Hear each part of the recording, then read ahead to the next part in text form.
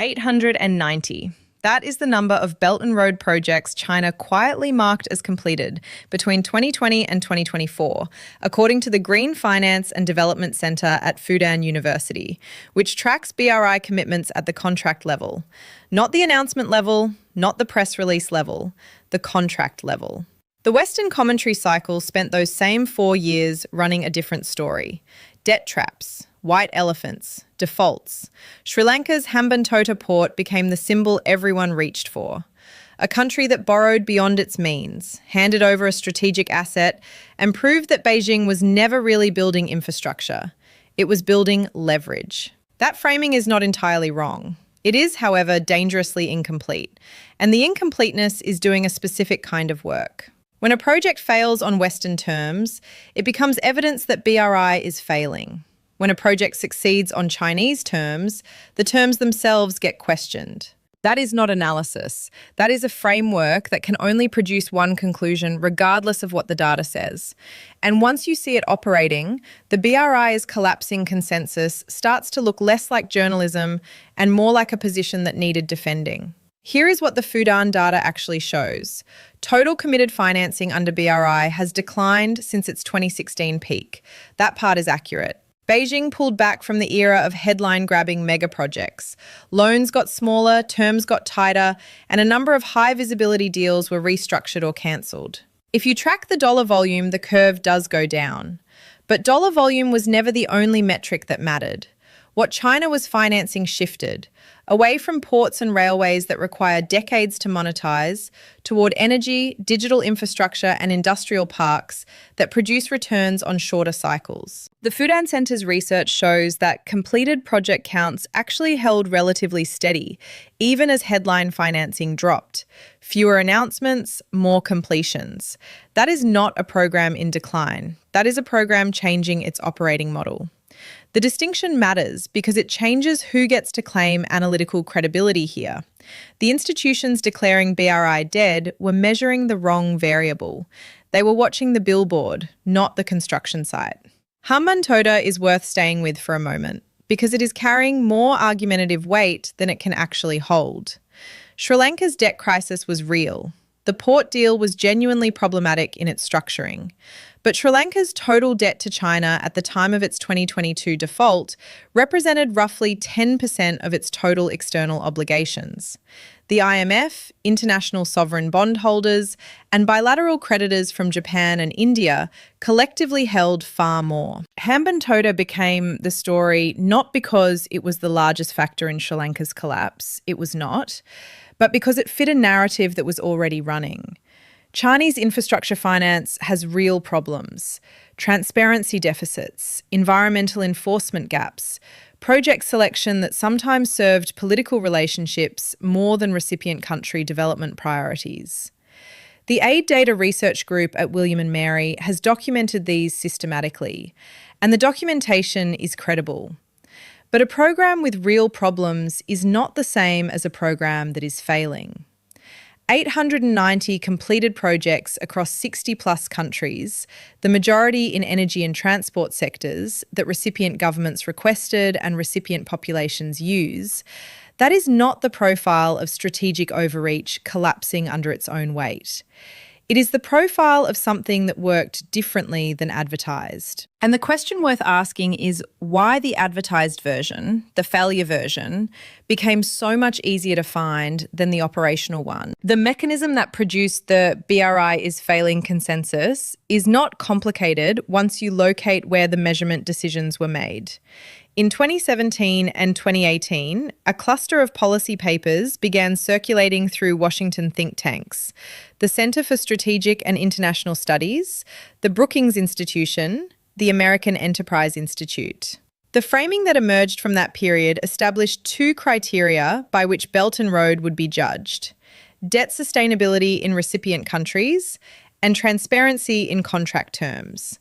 Both criteria are legitimate, neither is complete, and the selection of those two criteria, to the exclusion of others, produced a measurement system that was structurally likely to find failure. Here is why.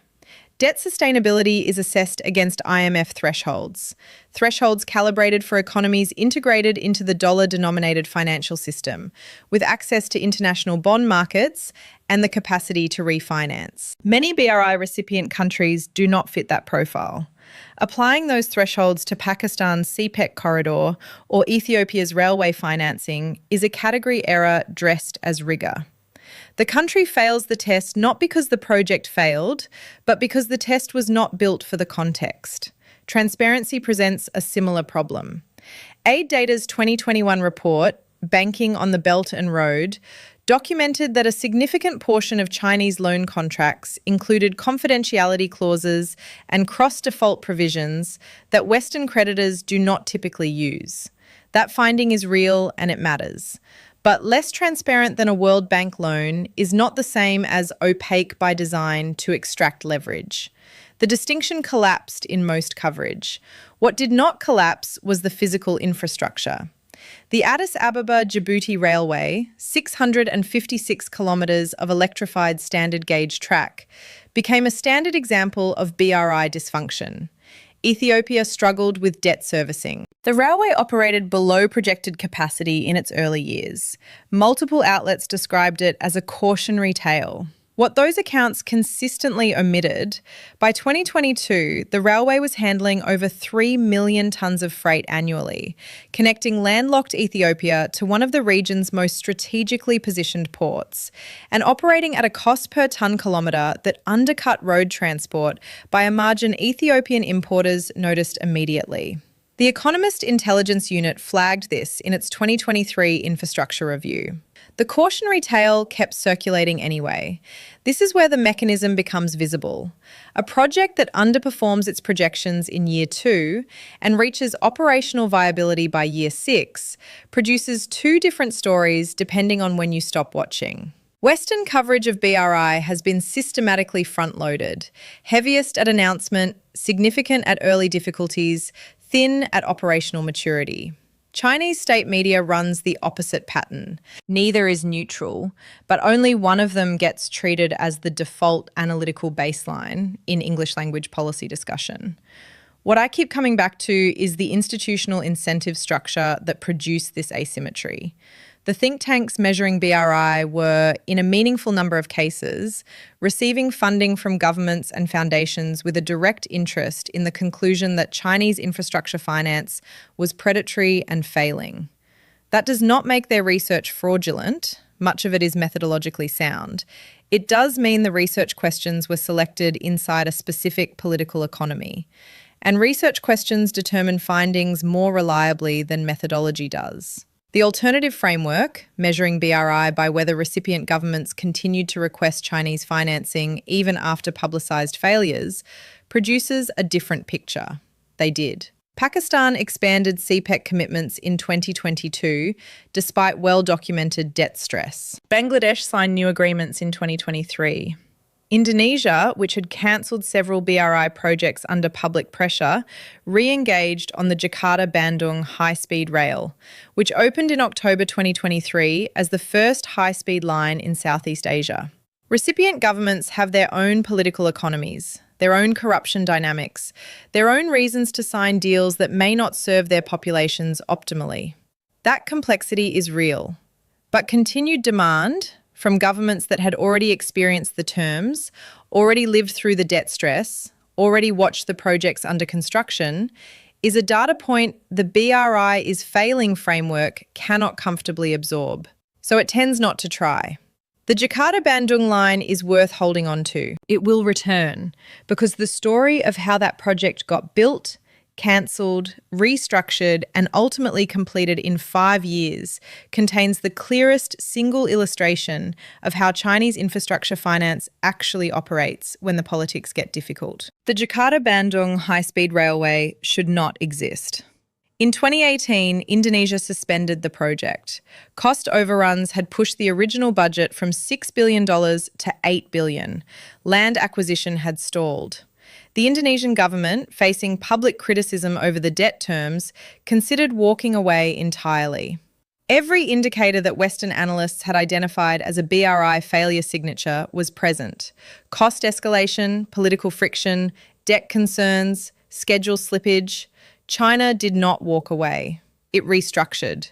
The loan terms were renegotiated. Indonesian state-owned enterprise equity stakes were adjusted. A joint venture framework absorbed a larger share of the cost overrun, rather than passing the full burden to the Indonesian sovereign. Construction resumed. The line opened in October 2023, late, over budget and operational. 360 kilometres per hour, 45 minutes from Jakarta to Bandung, a journey that previously took 3 hours by road. Ridership in the first 3 months exceeded projections. The restructuring mechanism is what most coverage missed, because it does not fit either available narrative. It is not the debt trap story, where China extracts strategic assets from distressed borrowers. It is not the white elephant story, where projects collapse under their own dysfunction. It is something more operationally interesting. A financing model that absorbs political disruption and cost variance in ways that Western development finance, structured around fixed disbursement schedules and strict covenant compliance, typically cannot. The World Bank's project financing model is genuinely rigorous. Its environmental and social safeguards are more developed than anything China currently deploys. Its procurement standards reduce certain categories of corruption. These are real advantages. They are also advantages that produce slower disbursement, higher upfront compliance costs, and a political friction that many recipient governments, particularly those without strong institutional capacity, find difficult to manage at scale. China offers speed and flexibility. The World Bank offers standards and accountability. Recipient governments are not choosing between good and bad. They are choosing between two different sets of trade-offs, under time pressure, with populations that need infrastructure now rather than after a decade of feasibility studies and environmental review cycles. The honest conclusion here is that the Western analytical framing of BRI was never primarily about development economics. It was about strategic competition. And development economics became the language through which that competition was conducted in polite policy circles. When the United States launched the Partnership for Global Infrastructure and Investment in 2022, committing $600 billion across G7 partners by 2027, the announcement materials spent more time referencing China than describing the investment criteria. That sequencing tells you what the initiative was actually organised around. PGII has committed, by the most recent State Department accounting in late 2024, approximately $60 billion in verified project finance, roughly 10% of its headline figure, across 3 years. BRI committed approximately $73 billion in new contracts in 2023 alone, per the Fudan Centre's annual report. The gap is not closing. It is widening in absolute terms, even as BRI's headline financing has declined from its peak. The counter-argument that deserves genuine engagement is this. Completion numbers and financing volumes do not measure outcomes for recipient populations. A completed project that saddled a country with unsustainable debt, suppressed local employment through Chinese labour imports, and transferred operational control to a Chinese state entity may register as a success on every metric the Fudan Centre tracks, and still represent a net negative for the country that signed the contract. That argument is serious. The AidData research supports parts of it. Local employment ratios on Chinese finance projects have historically been lower than on World Bank financed equivalents. Contract confidentiality has, in documented cases, prevented recipient governments from renegotiating terms that later proved unworkable. These are structural problems, not anecdotes. But the argument proves too much if it is used to dismiss the entire program. Recipient governments that returned for second and third agreements, with knowledge of the first agreement's terms, are not behaving like populations that experienced net harm and kept coming back. They are behaving like governments making constrained choices in a world where the alternative financing sources either do not exist at the required scale or arrive with political conditionality they find equally problematic. That constraint is the part of the story the BRI's failing narrative never had to explain. Because if the program was failing, the constraint did not need to be named. It does now. The constraint has a name. It is called the infrastructure gap. The Asian Development Bank's 2023 infrastructure report estimated that developing Asia alone requires $26 trillion in infrastructure investment through 2030 to maintain current growth trajectories. The entire committed financing pipeline of every multilateral development bank operating in the region, World Bank, ADB, AIIB, European development institutions combined, covers roughly 15% of that figure. 85% of the requirement has no committed source. China did not create that gap. It identified it, priced it, and built a financing architecture around it before any competing institution decided the gap was worth addressing at scale. Belt and Road was not primarily a geopolitical gambit dressed as development finance. It was a development finance program that carried geopolitical consequences. And the sequencing of those two things matters more than most commentary has been willing to acknowledge. When you price Chinese infrastructure lending against the alternative available to the recipient country, which is frequently no financing at all, or financing contingent on governance reforms the government cannot politically survive, the terms look different. Not generous, not without self-interest, but different from predatory. The program has now been running for 12 years. The Hambantota narrative is 11 years old. In that time, China has completed 890 projects, restructured debt in at least 16 countries, without a single formal asset seizure beyond the Sri Lanka case, which itself involved a 99-year lease negotiated under a government that is no longer in power, and maintained demand from recipient countries at levels that no purely extractive program sustains over that duration. Extractive programs lose clients. BRI has not lost clients. It has lost headlines. That distinction is the one the conventional framing cannot survive contact with. A program described as a debt trap that keeps attracting borrowers who have already experienced the trap is either evidence that the trap framing was wrong or evidence that recipient governments are collectively too unsophisticated to recognise their own exploitation. The second option is the one that requires the most uncomfortable assumptions about the agency of the governments involved.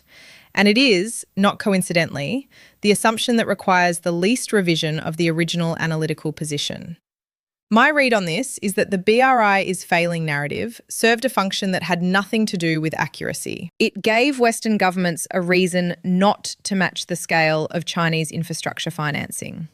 Because if BRI was failing, the implicit argument ran, recipient countries would eventually turn to better governed alternatives. That prediction has not materialised, and the gap between the prediction and the outcome is now large enough that the institutions which made it should be revisiting the framework that produced it. They are not at any visible pace. The Partnership for Global Infrastructure and Investment will not close the gap. Not at $60 billion committed against a $26 trillion requirement. The political architecture of G7 infrastructure finance, requiring private sector co-investment, environmental compliance at World Bank standards, procurement open to international competition, produces projects that are genuinely better governed and genuinely slower to materialise. In countries where the median citizen does not have reliable electricity, slower is not a neutral variable. China's model will produce more completed projects over the next decade than any competing program. Some of those projects will carry debt terms that create long-run problems for the countries that signed them. Some will displace local contractors and suppress wages. Some will be built to lower safety standards than a European Development Bank would require. The record is not clean. But the record of 890 completions against a backdrop of declared failure is also not what was advertised.